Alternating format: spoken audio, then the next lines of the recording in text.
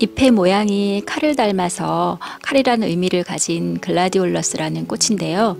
이 글라디올러스는 추위에 약한 춘식구근이라서 겨울에 얼지 않는 실내에 보관을 해야 되는 꽃인데 여름에 아주 다양한 색으로 화사하게 피는 꽃입니다. 글라디올러스의 봄부터 가을 그리고 보관하는 모습까지 한번 보겠습니다. 추위에 약한 글라디올러스 구근을 4월 말경 화분에 심어 주었습니다.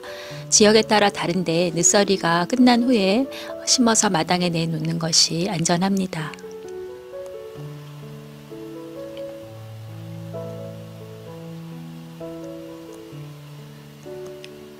글라디올러스는 싹이 잘 올라왔고요. 이렇게 잎이 칼 모양을 닮아서 이름이 글라디올러스라는 이름이 되었다고 하는데요. 이렇게 잎들이 쭉쭉 잘 뻗어나면서 자라고 있습니다.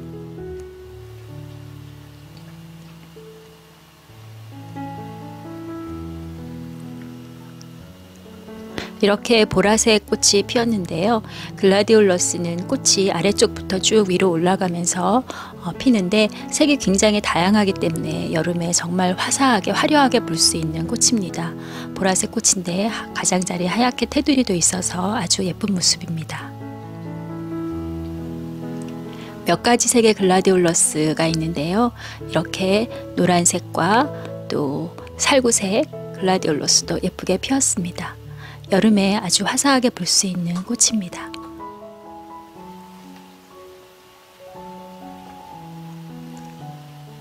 글라디올러스는 키가 크고 또 꽃대도 위로 쭉 올라오기 때문에 쓰러질 수가 있어서 이렇게 지지대를 해서 묶어주면서 키워야 쓰러지지 않게 예쁘게 볼 수가 있습니다. 아래쪽부터 올라가면서 위로 쭉 피고 있는 글라디올러스의 모습입니다.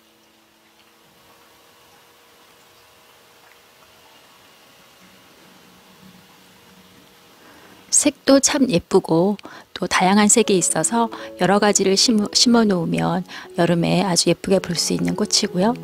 이렇게 꽃이 시들면 꽃대를 다 잘라주고 잎을 계속 키웁니다. 땅속에 있는 구근을 키워야 하기 때문에 잎은 그대로 두고 계속 광합성을 하게 합니다.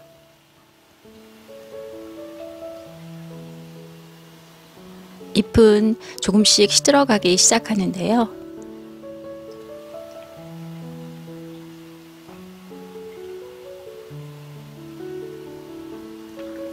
이렇게 잎이 많이 시들었습니다. 추위에 약한 구근이라 제주도 이외의 지역에서는 노지에서 월동이 되지 않기 때문에 이맘때쯤 수확을 해서 얼지 않게 보관을 해야 하는데요. 저는 요맘때 수확을 했습니다. 화분째로 엎어서 구근들을 수확했는데요.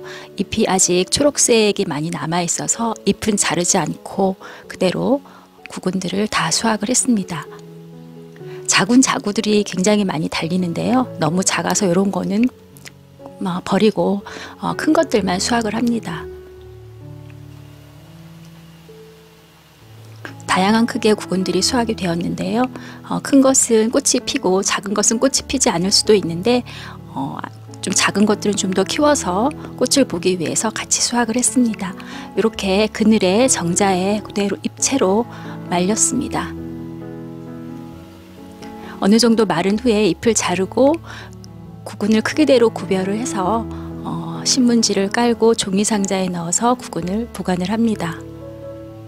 큰 구근들은 바로 꽃이 피는데 작은 구근들은 조금 키워야 하지만 키워서 꽃을 보기 위해서 작은 구근들도 같이 보관을 했습니다. 구근이 많아서 두 상자로 보관을 했는데요.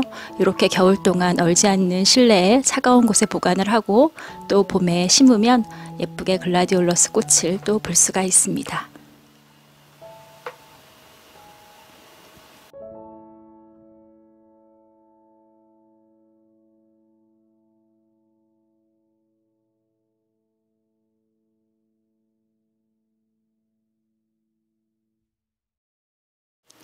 여름에 불꽃 같은 모양의 아주 독특한 꽃이 피는 글로리오사인데요.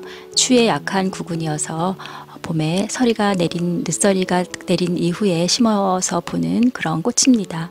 이 글로리오사를 봄부터 가을까지 그리고 겨울에 보관하는 모습까지 한번 보겠습니다.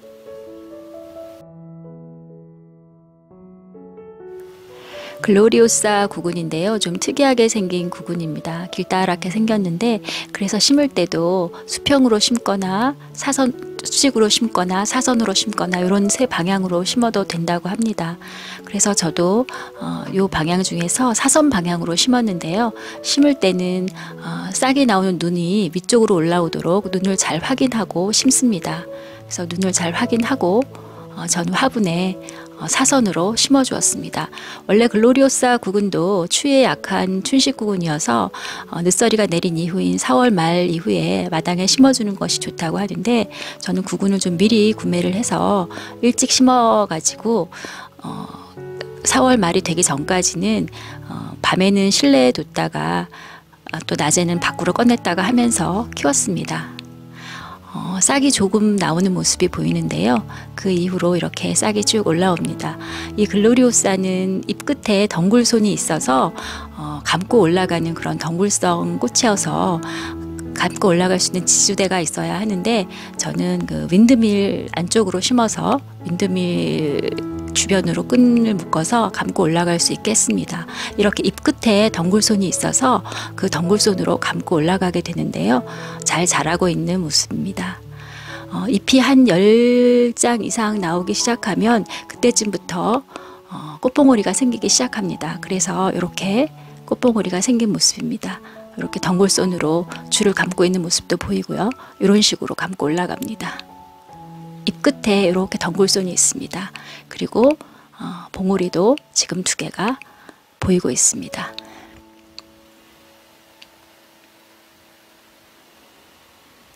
쑥쑥 잘 자라고 있는 글로리오사인데요. 저도 올해 처음 심어서 무척 기대를 하고 심었던 꽃입니다. 위로 쭉쭉 자라면서 꽃봉오리들이 계속 생기고 있습니다.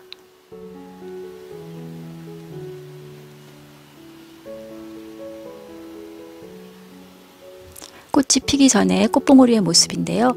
이렇게 독특한 모습으로 봉오리가 생겼습니다. 꽃이 피기 전에 봉오리에서 꽃잎은 아래쪽을 향하고 있는데요. 꽃이 피면서 꽃잎이 이렇게 위로 올라가는 모습이 보입니다. 그래서 이렇게 점차 올라가서 활짝 핀 글로리오사는 꽃잎이 위로 젖혀지면서 이렇게 불꽃 모양이 됩니다. 정말 독특한 모습이고 특이한 모양의 꽃입니다. 암술과 수술은 다 아래쪽을 향하고 있고 꽃잎이 위로 젖혀져서 이런 모양이 되는데요. 그래서 마치 불꽃을 연상시키는 그런 꽃입니다.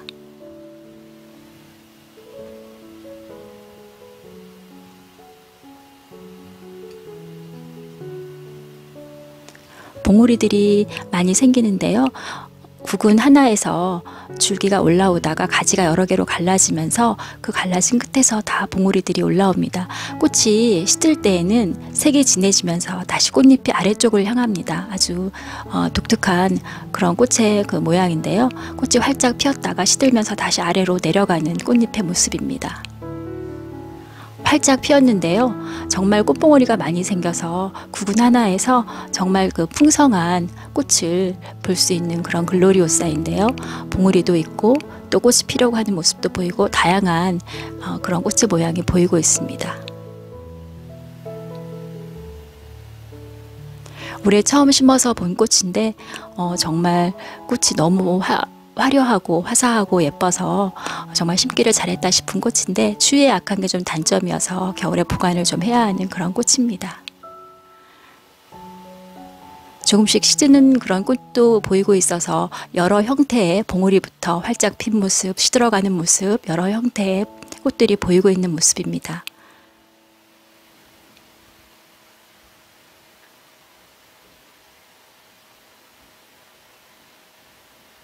시들면서는 꽃잎의 색이 좀 빨갛게 더 진해지는 모습이 보이고 있습니다.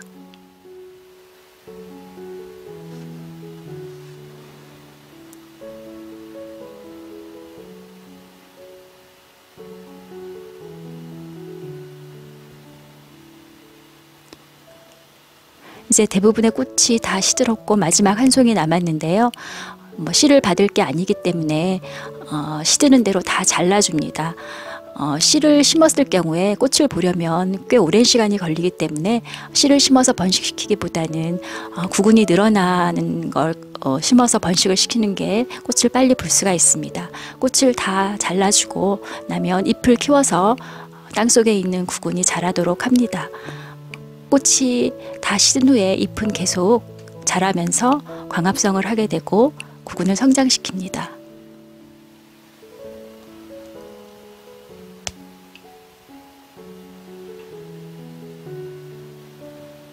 조금씩 잎이 시들어가는 모습이 보이는데요. 이제 완전히 잎과 줄기가 누렇게 시들었습니다. 그래서 이제 구근을 수확을 해야 하는데요. 추위에 약하기 때문에 겨울을 밖에서 날 수가 없는 구근입니다. 화분채로 엎었는데요. 구근이 어떻게 생겼을지 무척 궁금한 마음으로 화분을 엎었는데 이 구근은 원래 심었던 구근은 이렇게 다 없어지고 이렇게 없어지고 새로운 구근이 성장을 해서 새로운 구근이 생기는 그런 꽃인데요. 구근이 두 개가 이렇게 생겼습니다. 그래서 내년에는 두 개의 그 구근을 심어서 꽃을 볼 수가 있게 되었는데요. 이렇게 그늘에 말려서 보관을 하는데 이 구근은 그냥 신문지에 보관을 하면 마를 수 있다는 그런 이야기들이 있어서 이 구근은 비닐백 안에 이렇게 상토를 넣어서 보관을 해 보았습니다. 그래서 올해 이렇게 보관을 해 보았는데요. 이런 식으로 보관이 잘 되는지 저도 무척 궁금한데 이렇게 보관을 해서 겨울 동안 얼지 않도록 보일러실이나 또 시원한 베란다에 보관을 했다가 다시 봄에 심으면 또 올해와 같은 그런 예쁜 꽃을 볼 수가 있습니다.